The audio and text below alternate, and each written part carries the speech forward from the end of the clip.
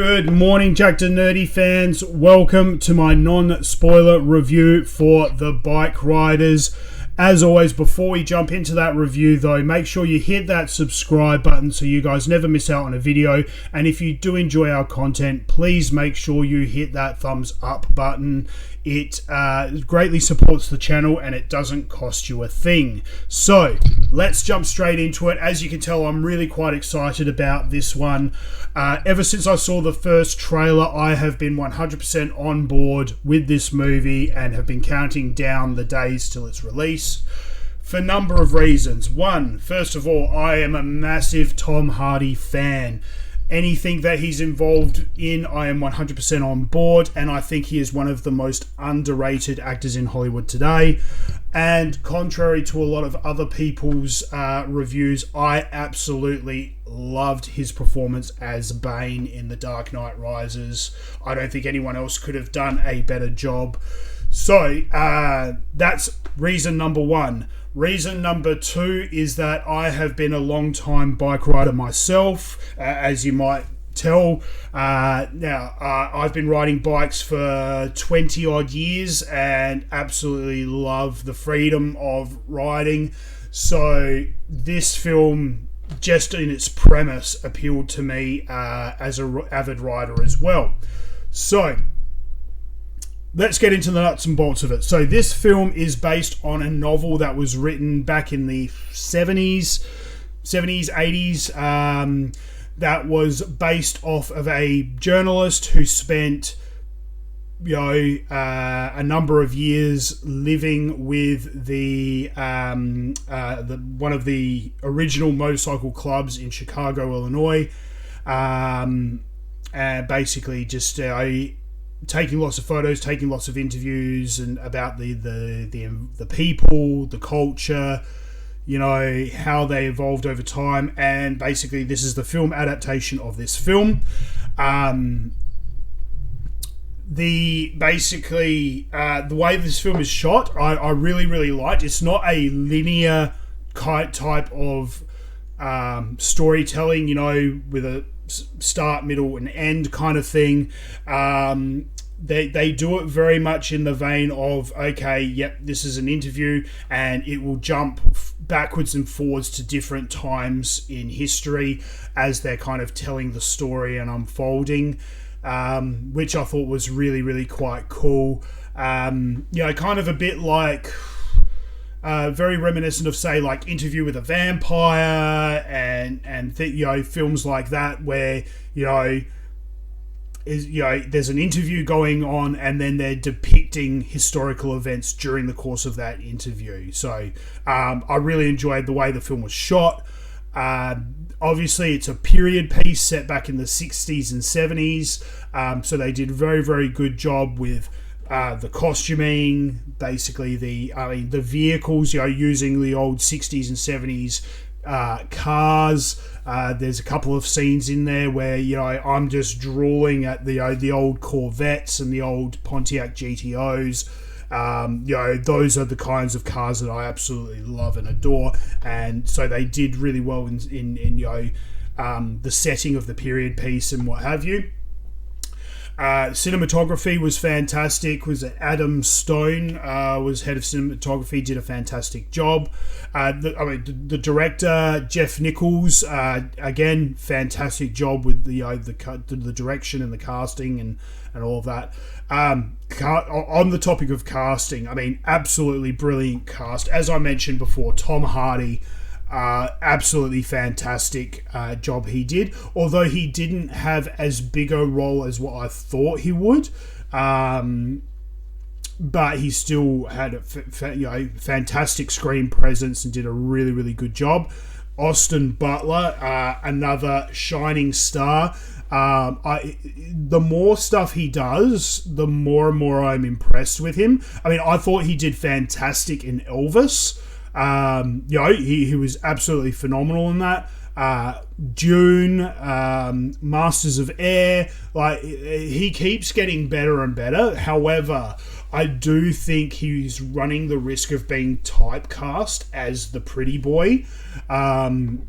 So, we're going to have to wait and see what happens there and keep tabs on him.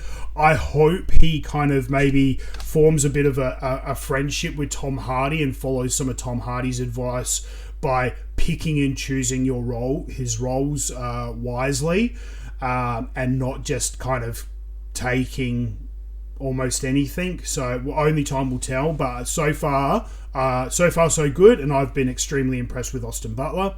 Jodie Comer, however you pronounce it, she did a fantastic job as well.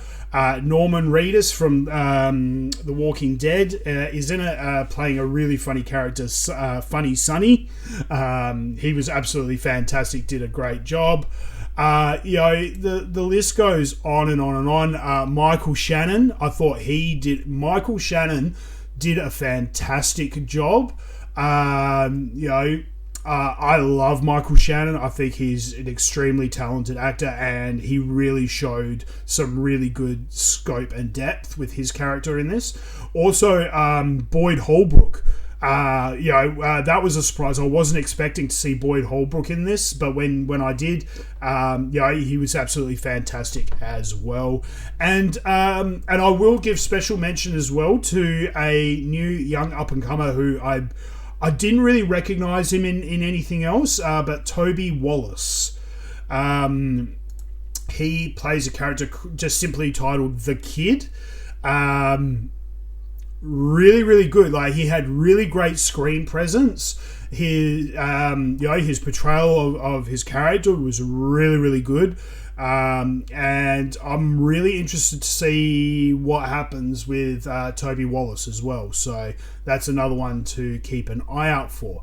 But you know what? Like, top to bottom, I really enjoyed this film. Again, I'm a little bit biased because, again, I'm a motorcycle rider myself, so I have a bit of a connection to the material. I wholeheartedly believe Sons of Anarchy is one of the best shows ever to air on TV. I absolutely adored Sons of Anarchy.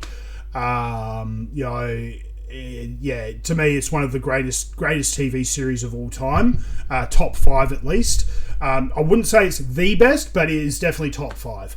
So, I mean, if you like movies based on true stories, real events, the women will like this film because it very closely ties into like true crime type storytelling, because it's all based on real events and it's a motorcycle club, things like that. So this film really has something for everyone. It has something for the guys with the bikes and the the testosterone and all that kind of stuff. It has something for the girls with again the guys, but also the true crime aspect. This film really does have something for everyone. It's not a kids film, but when it comes to adults, grown up kind of grown-up movies and films and things, this film really does have something for everyone. They did a fantastic job as well. I'm just looking here. This film only had a budget of $24.5 million, so it's a very, very, very low budget film. But they absolutely made it work and did a fantastic job. I mean, I suppose with a film like this, you don't need like a massive budget because there's not a lot of special effects and things like that. But being a period piece, it does make it a little bit difficult.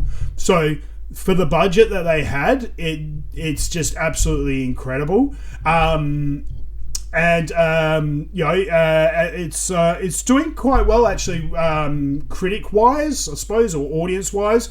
IMDb, it's got a score of 7.2 out of 10, which is fantastic, and Rotten Tomatoes, it's got a score of 81%. Look, I'd rank this right up there. I'll split the difference and give it a 7.5. I really enjoyed the film. Would I watch it again? Absolutely, I'd definitely watch it again. I feel this film does have rewatchability. It's not a film that you would watch maybe twice in the same week, but it's definitely got rewatchability. My only criticism is it has a runtime of an hour and 56 minutes, so it is a little bit long. They maybe could have shaved 10 to 15 minutes off of it, and it would have sat a little bit better. So it is a little bit long. Again, I'm reluctant to call this a criticism because, you know, hey, look, you know, you can live with it. It's not a major, like, it's not like some of the other films like Babylon and all that kind of stuff, which were just dramatically too long. This film maybe shaved 10 minutes off of it and it would have been just hit that perfect sweet spot.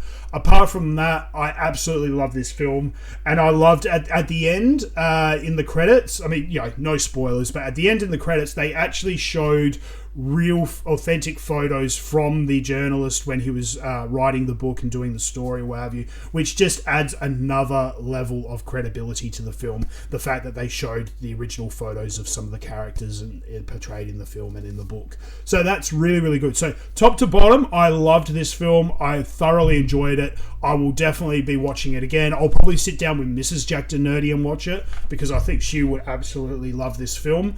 Do yourself a favour. Look, if you're looking for a film for a date night this weekend, this is definitely a good one. Like, as I said, it's got something for everyone. You know, girls will love it, guys will love it. Hands down, I give this my 2 thumbs up. So, do yourself a favour, head out to the cinemas, go check out the Bikeriders. You won't be disappointed. And as always, guys, make sure you hit that subscribe button so you guys never miss out on a video. We got heaps more content coming out. We've got Horizon coming out this weekend as well, the new Western. We've got Maxine coming out next week, which I'm really excited to see. We've also got the sequel to Twisters coming out. Can't wait to see that. And also coming up at the end of the month, we've got Deadpool. So hit that subscribe button so you guys never miss out on a video. And until next time, guys, stay jacked and stay nerdy.